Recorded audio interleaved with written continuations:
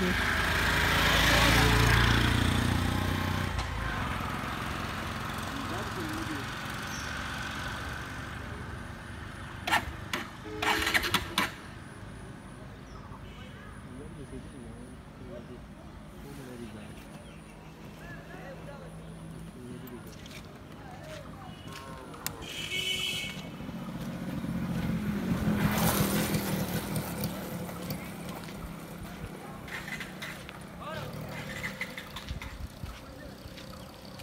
এটা হচ্ছে এটা যে এরিয়া সেটা হচ্ছে মঠগুনা,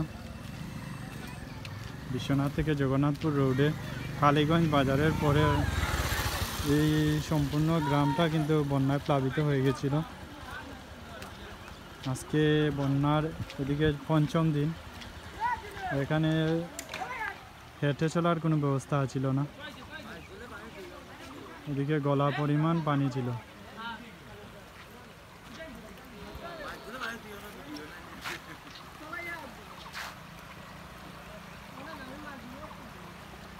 দেখুন মানুষ কত কষ্ট করে মানুষ যাতায়াত করতেছে।